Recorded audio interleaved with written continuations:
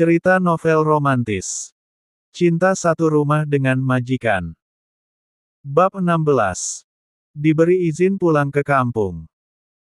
Harapan Kelvin adalah Rhea bisa menjadi orang yang menghangatkan kembali hati seorang Kenzo Dimitri dan memberikan kasih sayang yang Kenzo butuhkan. Kalau mengantuk tidurlah, perjalanan masih beberapa jam lagi, ujar Kenzo saat melihat Rhea yang sejak tadi menguap. Tidak tega, akhirnya Kenzo menarik Rhea ke dalam pelukannya dan meletakkan kepala Rhea di dada bidang Kenzo. Tidur, nanti kalau sudah sampai, aku bangunkan. Seorang wanita yang masih terlihat cantik walaupun usianya sudah di atas 30 tahun itu menyuapi putrinya yang berusia 9 tahun itu. Larasati Anjani menatap sedih putrinya dengan kondisi Isabel yang menderita leukemia. Air mata wanita itu terkandung menggenang dan hampir meluncur ketika mengingat bagaimana perjuangan Isabel yang sejak kecil sudah mendekati penyakit mematikan itu. Anjani selalu sabar merawat putrinya, walau terkadang dia juga merasa lelah karena hanya hidup sebatang kara.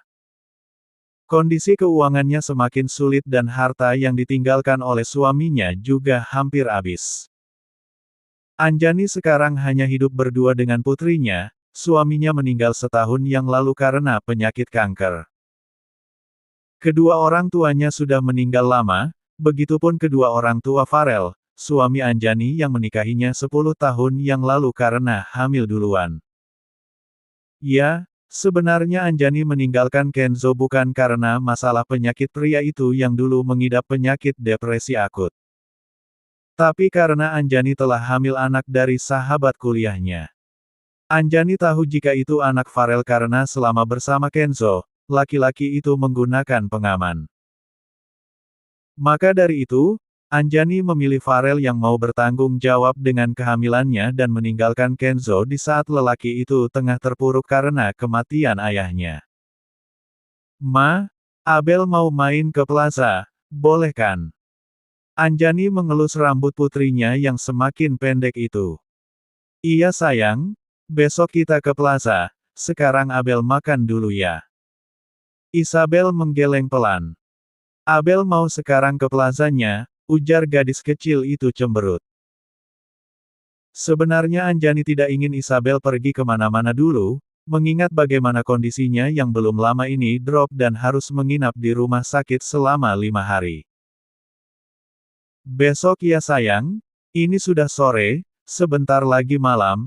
Besok mama janji bakal nemenin Abel ke plaza, janji deh, Anjani menyodorkan kelingkingnya pada Isabel dan anak itu langsung menyambutnya.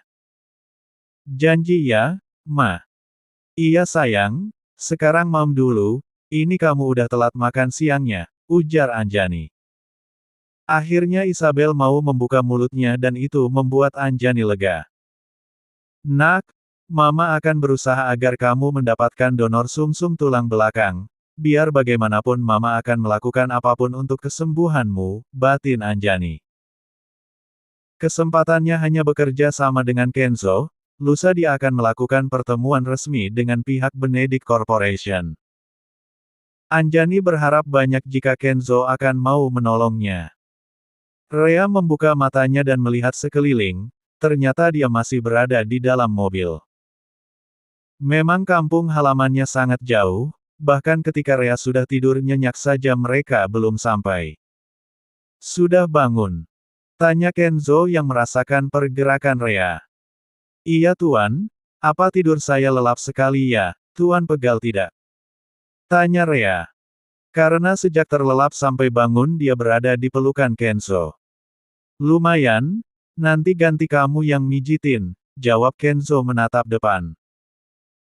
Iya Tuan, Anda tenang saja, pasti akan saya pijit, Rhea menekan lehernya yang terasa pegal. Tapi tiba-tiba ada sebuah tangan yang ikut memijitnya. Tuan. Tidak usah, saya bisa sendiri, tolak Rhea tidak enak. Kenzo malah mau memijit lehernya yang memang pegal-pegal. Gimana kamu mau mijitin saya kalau kamu saja pegal-pegal, sudah diam dulu. Akhirnya Rhea menurut. Dia merasakan jantungnya berdebar, Sungguh perlakuan Kenzo benar-benar membuatnya salah paham. Gimana? Enak kan pijatanku? Rea mengangguk saja, meski sebenarnya agak tidak berasa karena Kenzo menyentuhnya dengan lembut, bukan seperti memijat. Ah, sepertinya kita sudah hampir sampai, Tuan. Pekik Rea ketika melihat tanda papan masuk ke desanya. Benarkah? Kelvin, apa kita akan segera sampai? Tanya Kenzo pada Kelvin yang sejak tadi menyetir. Kelvin melihat alat GPS yang ada di depannya. Masih 1 jam lagi, Tuan, jawab Kelvin. Itu masih lama, kita berhenti makan dulu. Nanti sampai di kampung halaman Rea pasti juga sudah sore, ujar Kenzo. Akhirnya Kelvin membelokkan mobilnya ke sebuah kafe yang berada pinggir jalan raya. Rea dan Kenzo turun disusul oleh Kelvin dan anak buahnya yang bernama Eddie. Ini kafe tempat saya kerja dulu, Tuan, tapi saya dipecat karena istri pemiliknya cemburu pada saya, bisik Rea di telinga Kenzo. Benarkah? Hanya karena itu. Rea mengangguk. Saya dulu sering gonta-ganti pekerjaan karena sering dipecat, tapi di kafetaria ini yang terakhir kali sebelum saya bekerja dengan Anda, Tuan. Kenzo mengangguk dan menarik tangan Rea untuk digenggam. Kenzo menyadari jika pesona Rea memang sangat luar biasa. Bukan hanya cantik parasnya tapi Rea juga cantik hatinya. Maka dari itu Kenzo juga percaya jika banyak para istri yang merasa cemburu ketika para suaminya menatap memuja terhadap gadis itu. Sebenarnya Rea merasa tidak enak dengan perlakuan Kenzo yang menggenggam tangannya, tapi kalau dia melawan pasti tidak mungkin, jadi dia diam saja. Tuan, kita cari restoran lain saja ya, saya malas ketemu sama orang-orangnya. Dulu banyak yang tidak suka sama saya, Rea menghentikan langkahnya. Masih ingat dengan jelas bagaimana para pembantu wanita selalu menatapnya dengan sengit, makanya Rea hanya mau berteman dengan pelayan laki-laki. Kenzo mengerutkan dahinya, tenang aja, ada aku, kamu nggak bakal diapa-apain sama mereka, toh ada Kelvin dan Eddie juga, ucap Kenzo. Akhirnya Rea pasrah dan mengikuti Kenzo masuk ke dalam. Pemandangan pertama kali yang Rea lihat adalah Shin yang menyambutnya ramah. Selamat siang, selamat datang, sapa Shin ramah dan sedikit membungkuk. Shin, Rea. Loh, kamu mau makan di sini, sama siapa?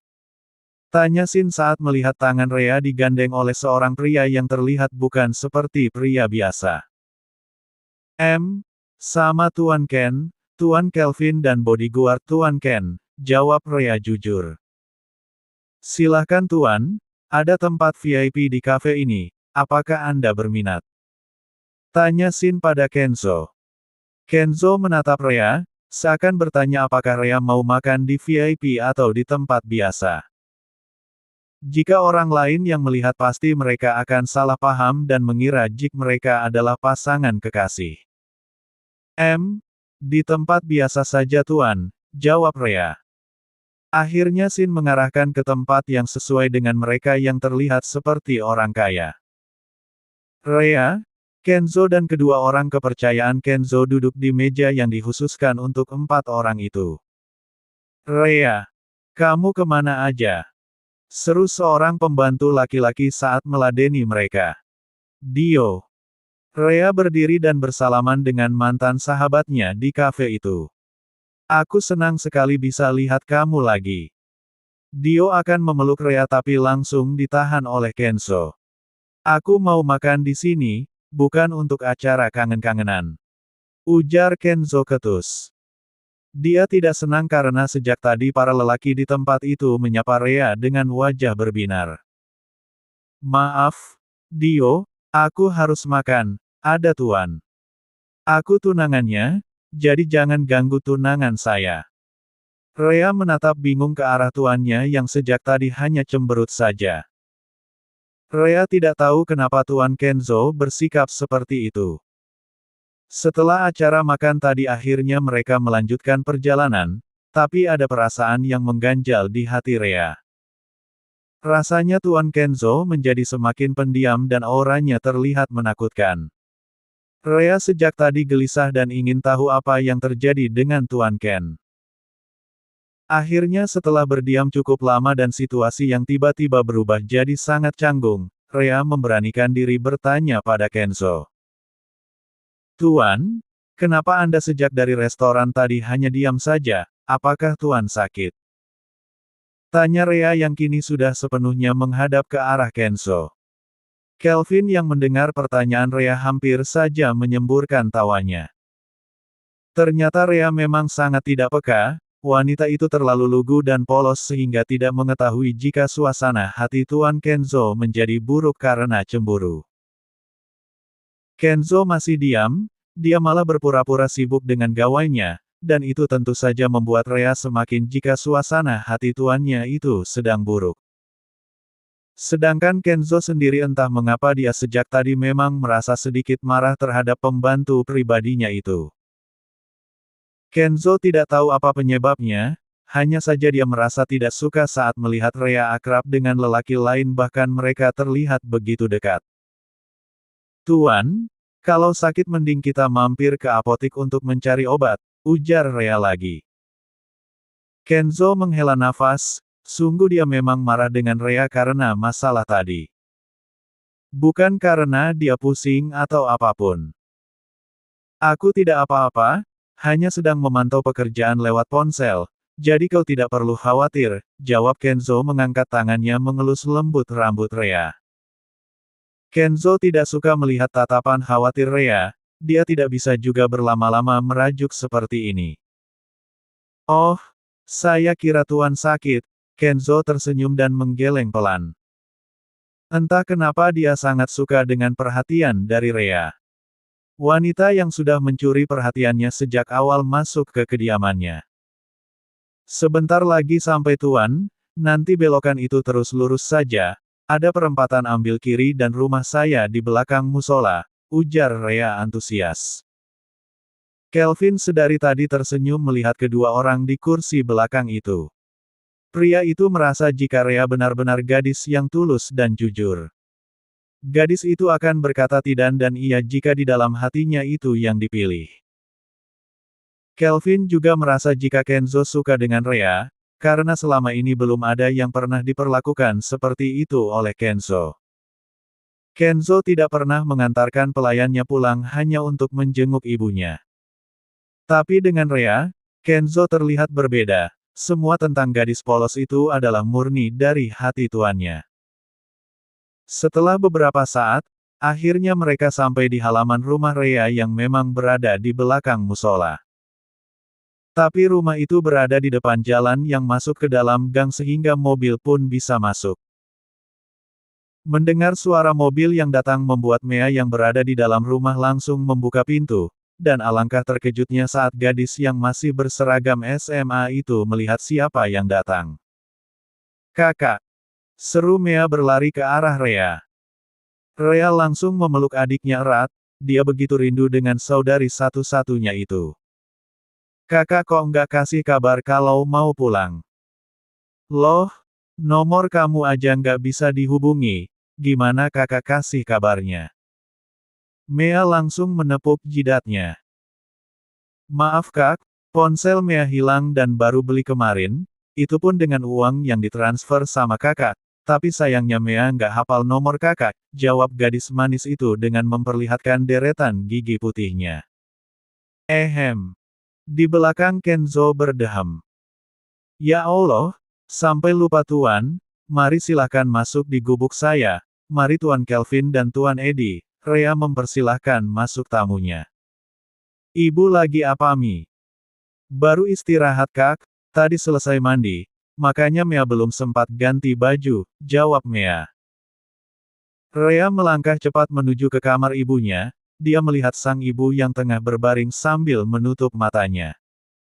Assalamualaikum Bu, salam Rea. Bu Alfi membuka mataku ketika mendengar suara yang sangat dirindukan. Waalaikumsalam, Rea. Kamu pulang nak. Rea langsung memeluk ibunya erat, Air matanya menetes seketika, sungguh dia benar-benar merindukan wanita yang telah melahirkannya ini. Wanita pemilik surganya, demi sang ibu, Rea sampai rela bekerja jauh di kota agar ibunya bisa berobat dan juga adiknya bisa sekolah. Sungguh bakti Rea tidak akan pernah bisa tergantikan dengan seluruh pengabdian sang ibu yang dulu selalu memberikan terbaik untuk kedua orang putrinya yang sudah yatim sejak kecil. Mea yang melihat temu kangen kakak dan ibunya langsung ikut berpelukan. Ketiga perempuan beda generasi itu sama-sama menangis melepas rindu. Bersambung.